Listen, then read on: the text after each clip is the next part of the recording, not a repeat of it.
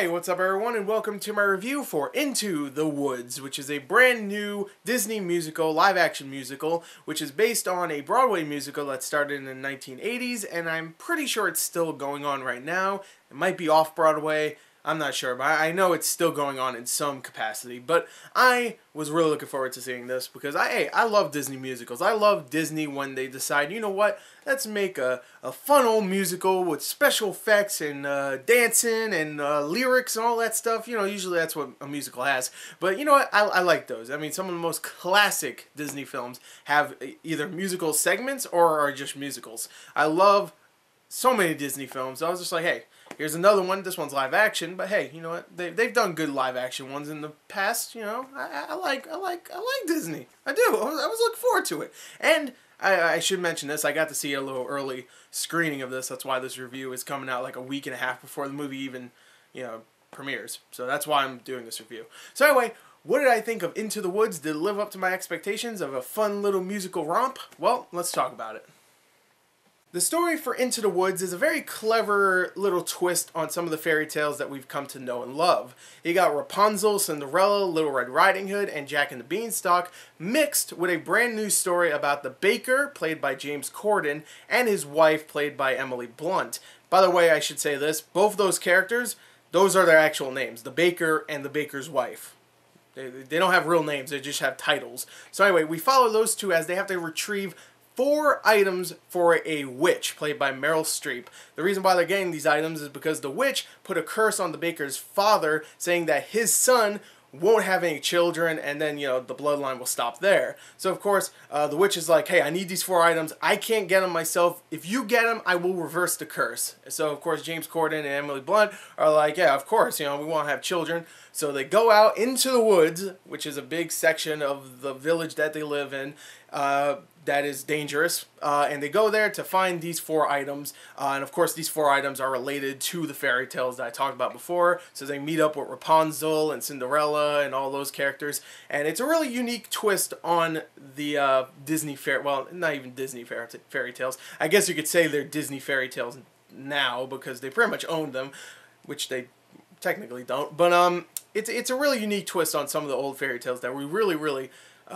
come to know and love from either Disney or from the fairy tales themselves. Of course, the fairy tales themselves are a little bit more darker than the Disney films, but I really like that they actually don't shy away from the darkness in this film. The movie itself isn't like, it's not Maleficent where everything's colorful and, you know, ooh, all the special effects and stuff.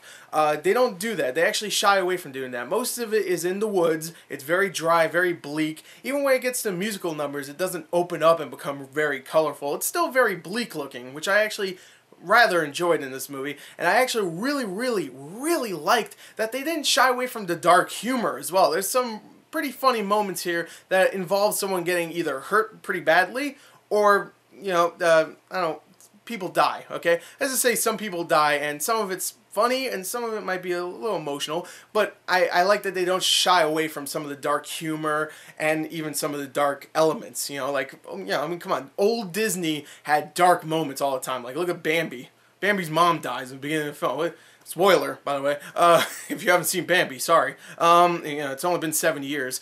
But, you know, old Disney did that, and I like that this movie did that as well. I think the set design is great here. I really do, because it's not... It's Rob Marshall, the guy that did Chicago, where Chicago was just all these elaborate sets and stuff. And, I mean, some less elaborate than others, but, you know, for the most part, there was a lot of dancing, there was a lot of stuff going on the screen. Here, when someone sings, it's really just 1 or 2 people just dancing around. That's pretty much it.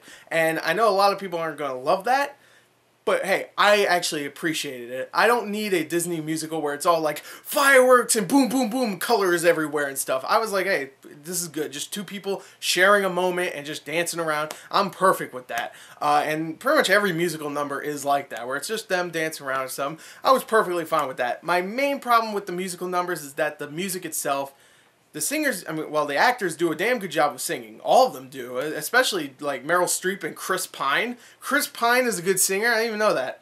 All right? That guy has everything. I wish I was that guy. Handsome. He's in Star Trek. He owns the Enterprise. Come on. I want the Enterprise. But anyway, Chris Pine's a great singer too, and I was very surprised by how everybody's a great singer. James Corden, Emily Blunt, everybody. I can't think of one bad singer in here. There was even a kid that plays Jack in this movie. At first, I was like, he sounds kind of iffy, and then I was like, oh no, he's a good singer. And I think that's the same kid that was in Les Miserables. I'm not completely sure, but I think it's him. But anyway, all the singers, all that, do a great job. My main problem is the music. The music itself is not memorable, and really, I appreciate that Disney didn't try to like shove in a musical number that was kind of like Let It Go or something where it was going to be really popular. I appreciate that because all these songs are just, they're just there. They're not like big set piece or anything. They never felt like they were trying to be as popular as something like Let It Go or even some of the more older Disney songs. I appreciated that, but again, I would like some musical numbers that were actually memorable, and that is really a big problem considering that the movie is more than half music. I mean, it's a 2-hour and like 10-minute film, and more than an hour is definitely just them singing. But overall, I really enjoyed the dark comedic parts, all the dark emotional parts. I liked the setting, which was actually pretty dark, so I liked 3 different things that were dark in this film. 3 different styles of dark right there. I really enjoyed that. Like I said, the set design is great. The acting is great from everybody, even though I have to say this. Everybody did a great job. James Corden was really good. I really liked him. I want to see him in more films. Emily Blunt was great. I really liked those 2 characters together. Those 2 characters were actually worth rooting for. I wanted to see where their story was going to go. But I have to say, like, Anna Kendrick was good. I really liked her. Meryl Streep was excellent. She's Meryl Streep. She's always great, and she has a great singing voice. But some of the side characters, besides maybe Chris Pine, who showed up and was being, he was Prince Charming. He was being really hammy and really fun. People like Johnny Depp, Tracy Ullman shows up. Like, some of those characters, or actors I should say, were kind of wasted. Like Johnny Depp especially. Johnny Depp shows up as the wolf, the big bad wolf. It was like, oh, here we go. All right, we're going to get a big thing. He's going to be like a main character. Nope. He shows up for one musical number, which was an okay one, not memorable, but okay. He's a good singer for the most part. At least I thought that for Sweeney Todd and this. I think he's okay.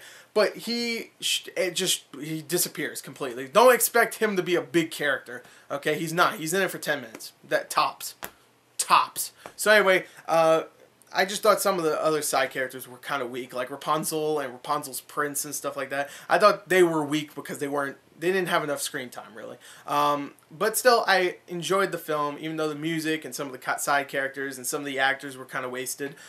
I still enjoyed it. I really liked the look of it. I really liked that it wasn't like too extravagant. I can't say words today. Extravagant. I liked that it wasn't like, ooh, colors everywhere. I enjoyed Into the Woods. So I'm going to give it a 28 out of a 40. I definitely enjoyed it. It's not the best movie out there, but it is a good time. So if you have children, or if you just like Disney musicals like me, go check it out when it comes out on Christmas Day this year. Enjoy. So anyway, there you go. There's my review. I hope you enjoyed it. Thank you and goodbye.